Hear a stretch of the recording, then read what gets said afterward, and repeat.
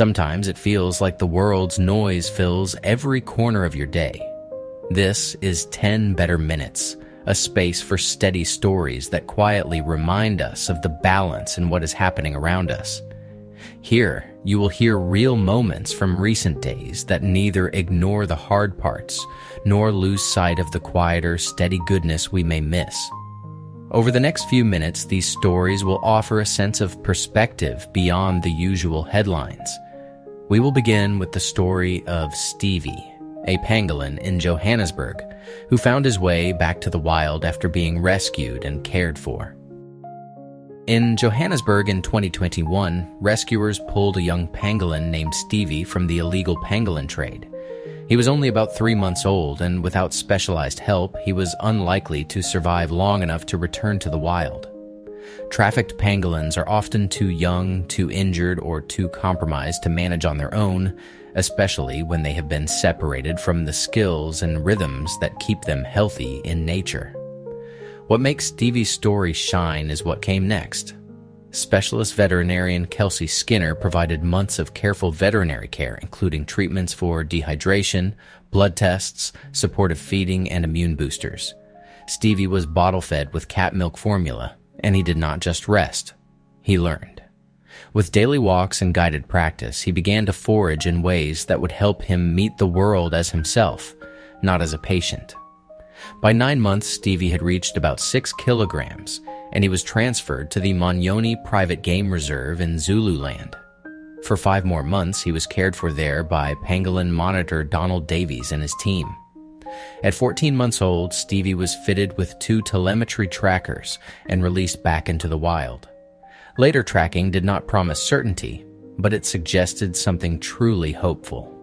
Stevie appeared to begin regularly crossing paths with females, and he was likely reproducing. It is a quiet kind of triumph, the result of patient hands, thoughtful medicine, and the belief that a second chance can become a full life. When you see someone you love slip through emergency after emergency, it can feel like hope is always just out of reach.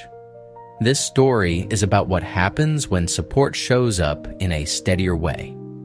After California launched Care Court in October 2023, Janina Estrada filed a 6-page petition, and behavioral clinicians Juan Banda and Chauncey Bowie were assigned to her son, Jimmy Barella. Instead of leading with pressure, they led with consistency. They brought food, offered showers, and asked what he needed again and again. Banda described how trust does not arrive all at once. For people who already have housing, it can take about 20 visits. For those who are unhoused, nearly 40 visits may be what it takes just to feel safe enough to talk. In those months, Jimmy began to stabilize with antipsychotic medication and ongoing counseling. About 4 months in, he signed the care agreement, which meant he was choosing treatment, not just being guided toward it. And then, in January 2026, he became Orange County's 2nd Care Court graduate. Now Jimmy lives in a halfway house, and Janina gets to imagine a life that is not only survival. You know that feeling when someone finally lets their guard down and the world turns from chaos into something livable. Care Court is not magic, and it still sparks debate, but this part feels real. Patient outreach and trust can help someone return to family life, one visit at a time.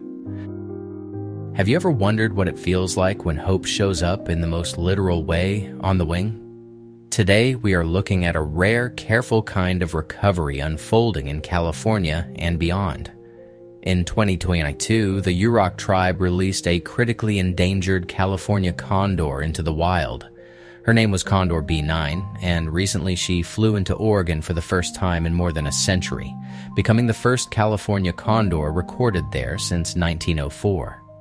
Yurok conservationists tracked her as she traveled about 380 miles over 4 days, passing Redding and making stops near Medford, Cave Junction, and Brookings.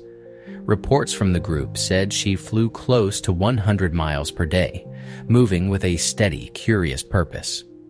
Technician Sandra Hahn released B9 into the tribe's management facility, and then the team watched for what she would do next, not just where she would go. Then, in February, something even more tender happened. A female laid an egg in a redwood tree hollow. It did not hatch, but that moment still mattered because it signaled that breeding progress is possible and that the environment can support the beginnings of a new chapter. By the end of her Oregon journey, B9 returned to Redwoods National Park, carrying the kind of lesson that feels simple and profound. Recovery is not a straight line, but it can include real firsts, careful learning, and the quiet return of life to a place it almost lost. If you have ever wondered whether a scar in the landscape can truly soften, the River Lug near Leominster offers a quiet answer. What does it mean to let a place heal? And what happens when people choose repair over taking? Near the river, photos show what was done along a mile-long stretch. A farmer used an 18-ton digger to strip trees, tearing out 71, and also remove tons of gravel to create a road and a horse yard.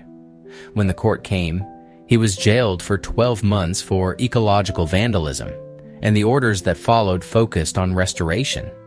Replanting trees and restoring the riverbed and bank became the work to watch, season by season.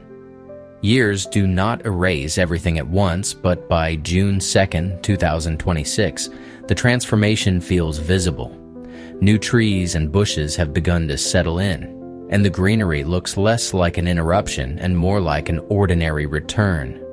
Monitoring reports point to improvements in the river's condition too, with fish such as trout, bullhead, and minnows, and also indicator species like kingfishers and sand martins. It is a hopeful kind of change, the sort you can almost measure in what comes back. Not perfection, not instant, but movement in the right direction. And it reminds me that repair is something living things can help finish.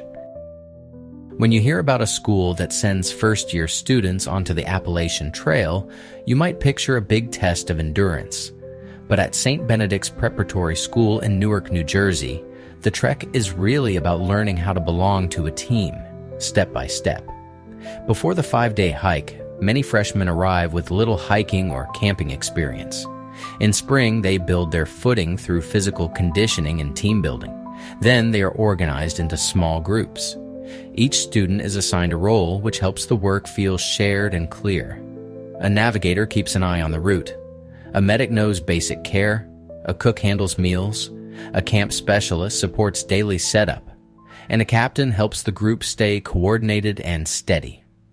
During the trek, adult involvement stays limited, so students practice making decisions together and solving everyday problems on their own. By the time they complete the journey in May, they finish tired and sore with visible bumps and bruises and a very real sense of trust that grew through the whole experience. They have learned what it feels like to rely on others and also to be relied on.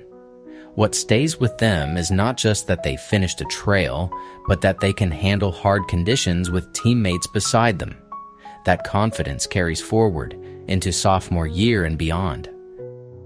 As always, I have a helpful little reset for you, one that can shift the way your whole afternoon feels.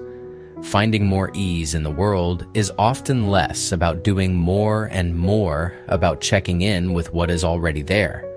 Today's tip is about how to pause at lunch and take a quick inventory of your mindset instead of simply pushing through. Right when your lunch break begins, take one moment. Put your attention on your breathing, even if you do not think you have time. Ask yourself, what state am I in right now? Am I tense, rushed, distracted, or flat? There's no need to fix it immediately. Just notice. Then, as you eat, try this simple question between bites. What am I needing today? Maybe it is something grounding, like slowing down and tasting your food. Maybe it is comfort, like choosing something warm. Or maybe it is permission, like letting your mind rest from problem solving for a while. When you finish, do one small closing action. Look up, feel your feet on the floor, and give yourself one kind sentence about how you are going to return to the day. Not perfectly, just honestly. You will be amazed how much calmer your next task feels when your mindset is not on autopilot. Hey friends, we made it to the end of today's 10 Better Minutes episode. Thanks for hanging with me for a little stretch of calmer news and for letting your attention land where it can do some good. If you are carrying a lot of noise from the world outside, I hope these stories help steady you, not by pretending everything is perfect, but by reminding you that decency, kindness, and quiet hope are still showing up in everyday ways. It is easy to miss that when everything loud takes up all the space. This is Ian Rhodes with 10 Better Minutes. Take care, and I will see you tomorrow.